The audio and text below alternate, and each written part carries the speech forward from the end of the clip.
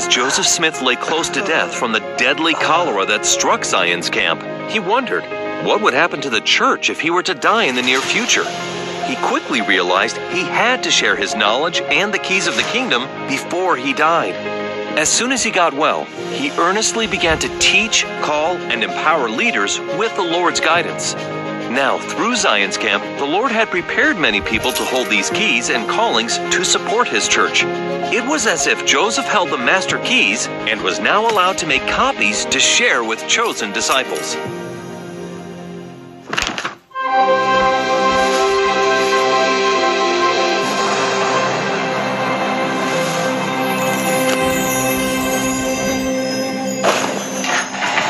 So, the Lord had already called 2 high councils of 12 men in Kirtland and Missouri. But now it was time to call 12 apostles to serve as traveling witnesses of Christ to take the gospel to the world.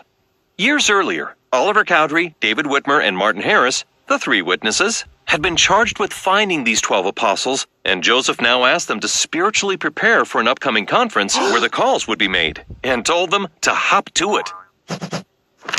On February 12, 1835, a large group gathered in Kirtland where the 3 witnesses of the Book of Mormon called 12 modern-day apostles.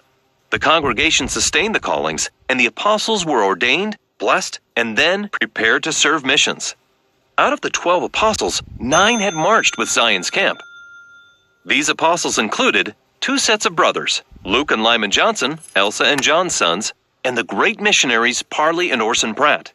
Then there's Thomas B. Marsh, the oldest at just 35, and 23-year-old John Boynton, who actually invented the fire extinguisher. Also, the very intelligent William E. McClellan, and David W. Patton, who would be martyred during the upcoming Far West Missouri persecution. Additionally were Brigham Young and Heber C. Kimball, who'd been friends for years and joined the church together. And finally, the prophet's younger brother William Smith and Orson Hyde, who would later dedicate Jerusalem for the returning of the Jews.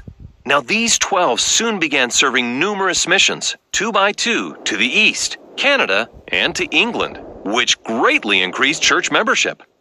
Unfortunately, as major trials and temptations came, they didn't all remain steadfast, and several fell away for a short time, and others, sadly, for the rest of their lives. One who never fell away was Brigham Young, and, unbeknownst to him, the Lord was preparing him to become the next prophet.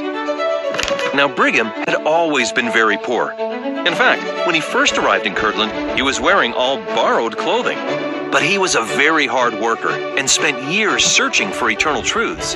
Before joining the church at age 31, he studied the restored gospel for nearly 2 years to ensure that he'd indeed found the truth.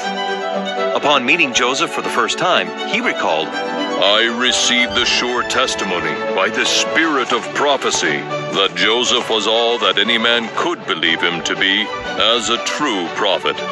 Working closely together for the next several years, Brigham saw many of Joseph's human weaknesses, but never lost his testimony that he was the Lord's chosen prophet, because he knew the doctrines and teachings Joseph taught were from God.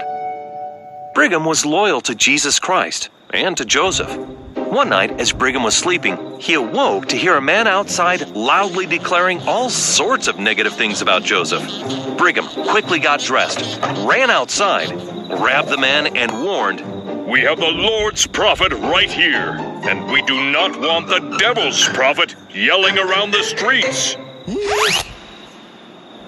After Joseph's death, Brigham calmly assured the confused church members that the prophet had indeed distributed all of the keys of the kingdom and that the 12 collectively could lead the church now and in the future. Now, Section 107 is a combination of various revelations on priesthood, and in it, we learn about one of the greatest meetings ever held in the history of the world. It was recorded in the Book of Enoch, but unfortunately, that book's been lost for centuries.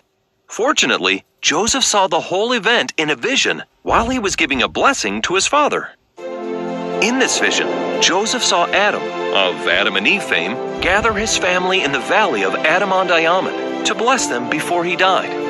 Okay, now at this point, Adam was 927 years old. Yeah, before the flood, people lived for hundreds of years.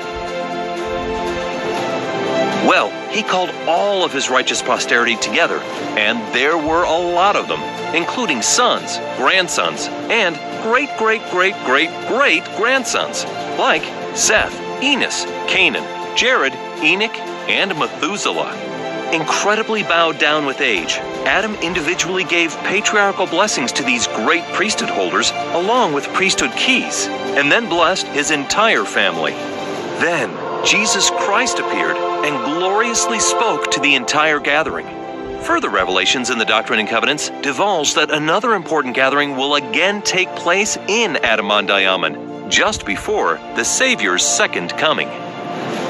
W. Phelps expressed his excitement about gathering in Adam-ondi-Ahman in a song he wrote for the Kirtland Temple dedication, which is what we'll discuss next time.